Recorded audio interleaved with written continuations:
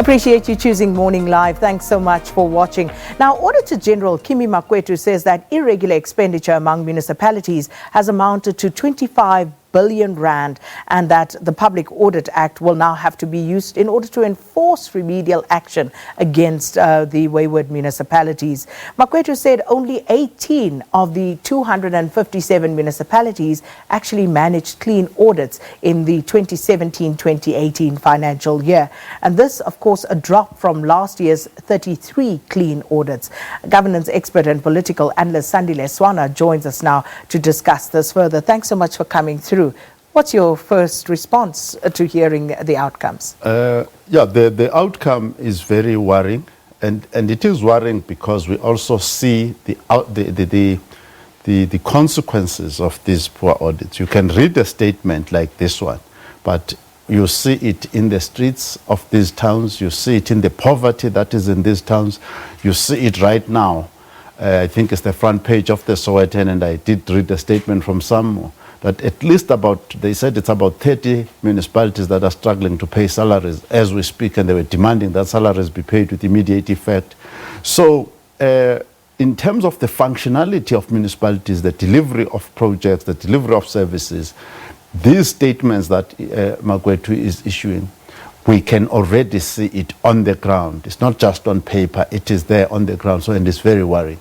It certainly is, and it is the lived reality of many South Africans even watching this interview right now. They see this when the towns are basically devoid of any real quality service. You know, people have problems with water, accessing water in towns, electricity problems, sometimes cut off for, hours and sometimes days on end. Then you have the roads that are non-existent, and the list goes on and on and on. And yet, in these very municipalities, you see the political elites, you see those who are politically connected living the high life. Yes, Makwetu says that he started this program of turning these audit outcomes around in 2013. So it's about 6 years that he's been at it, trying to get this right. And he was not the first one to try. I mean, the likes of Trevor Manuel and others were busy with this for a long time. And some of the investors have been busy with this since 2007. So it's been a long time to try and get this right. But you have to understand, let's just look at what is going on here. The 18 municipalities that got a clean audit only cover about 3% of the budget of municipalities, which means if they were given money, the only people who came back with a report that was credible about the monies that they were given, it was just affecting 3% of the budget. The others didn't. In Gauteng got a 100% unqualified audit. It's not a clean audit, it's an unqualified audit. But the quality of the financial statements that they submitted for auditing by the Auditor-General has actually deteriorated, according to the report. And the Auditor-General says in those statements that came from the municipalities in Gauteng, there were serious material misstatements. A material misstatement means that if that statement remains uncorrected, it will be misleading to whoever is reading those statements. So the Auditor-General had to go through a process of asking these people to go and correct their statements so that they more reflect the truth and are more accurate to the realities. So by the time the audits were finished, a lot of corrections had to be done to make the statements much more reflective of realities. At the same time, we've seen in the newspapers some of the metros publishing, and there's not a single metro that has achieved a clean audit. And a clean audit is the minimum, the basic that you must achieve as a municipality or any state-owned entity or state-owned department. So then they are publishing and advertising that they are running good governance because this metro got an unqualified audit. But in Gauteng, every municipality basically got an unqualified audit after all the misstatements were corrected. And the Auditor-General has confirmed that the quality of financial statements is a problem. Then the other point I want to make about this is that the standard of bookkeeping, standard of accounting in the municipalities is very low. And our councillors, our mayors, our MMs are employing people with dubious qualifications, and we've discussed this before here, in order that they can continue with the looting of state resources, violating supply chain processes, and having transactions that are happening in the municipalities that do not conform to any accounting standards. And their accountants that they currently employ are not qualified. So a lot of these municipalities, even the ones that got unqualified audits in Gauteng, you'll find that a large percentage of them, they had to hire private consultants. Although they have so-called CFOs and an assortment of accountants in their offices, those people are not competent enough to actually prepare credible financial statements. So during this time, accounting firms have been very busy writing up these financial statements that were audited by Makwetu in the presence of fully paid, high salaried accounting staff in the municipalities. So lastly on this topic, you must remember that the financial statement are the outcome of behavior. They record behavior. And this behavior starts with the political parties, the ruling political parties in the various municipalities. Political parties in South Africa use municipalities as piggy banks to finance the operations of political parties. They finance the lifestyles of politicians and the lifestyles of top management. So the budget of a municipality is there to fund those types of things at the current moment. So, and that could possibly be the reason why the Auditor-General, as he had previously stated, felt like he was wrestling a pig in the mud and not really making any headways in the time that he's been trying to. But he now says it now is incumbent upon him, as per the Act and the powers conferred on his office through the Act, to go and make sure that the remedial action actually takes place. Indeed, Sakina, this is a day of infamy. I think Makwetu, when he went to study for his accounting degrees, he never anticipated that he would end up here today as a policeman and an enforcer.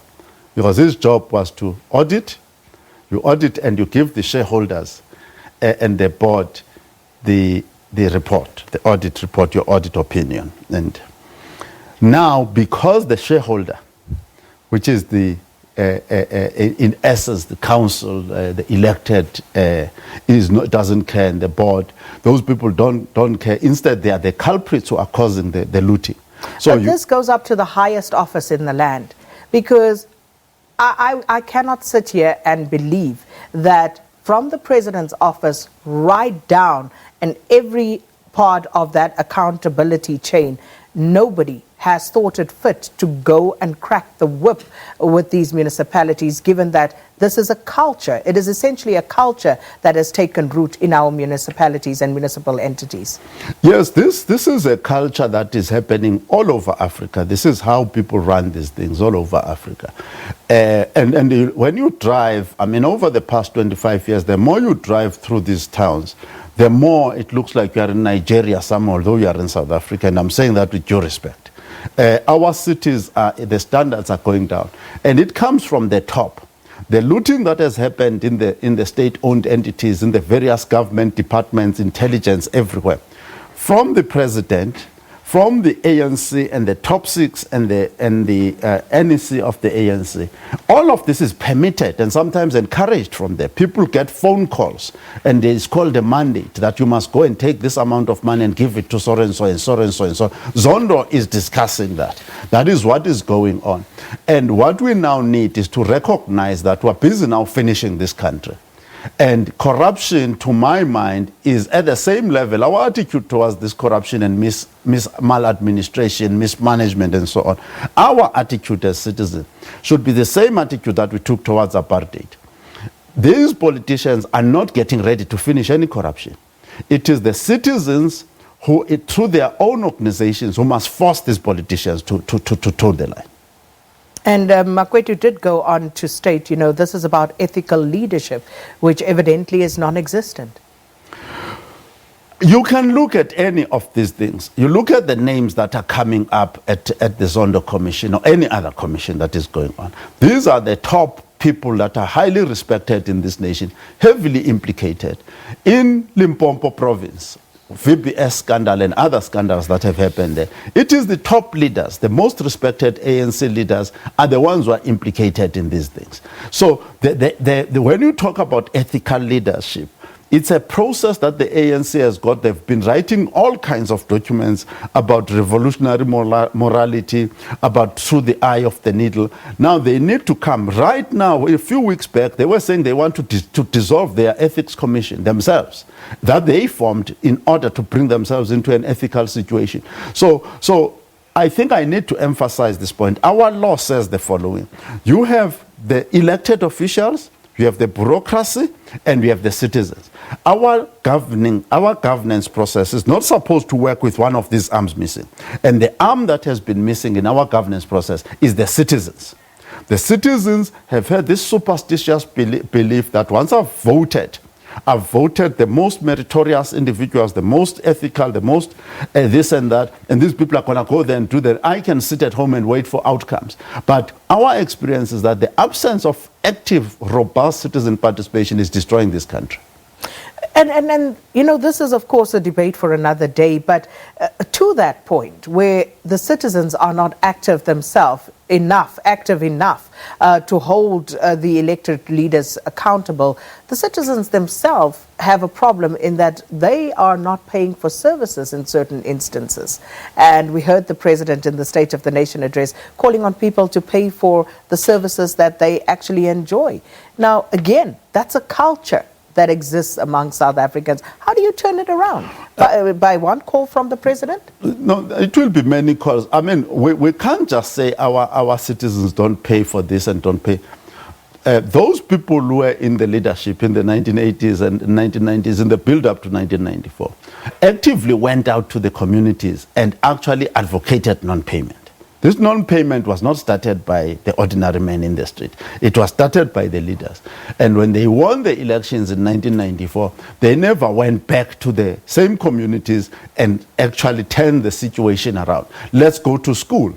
Let's start paying for, I mean, we said education first, liberation later, all of those things. There are consequences that come from that culture that was being built during the 1980s and early 90s. So those things need to be reversed by clear leadership, honest leadership to say, guys, if we continue down this road, you go to Soweto, El Ramaphosa, and whoever else needs to go there on a regular basis and educate our people in a different way.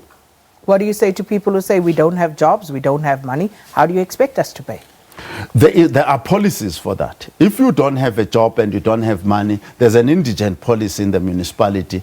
You go and register as an indigent, and then you are not going to be liable to pay for any of those services. So I hope that we will have time at a later stage to have further discussions on this, because I do believe it to be important. But thanks so much for stopping by this morning. As governance expert and political analyst Sandile Swana talking to us about the Auditor-General's report on irregular expenditure among municipalities, and also, looking at what perhaps could be done to reverse the situation. And 25.2 billion rand in wasteful expenditure is what the latest audit outcome for municipalities stands at. Right, that brings us up to news time at 7.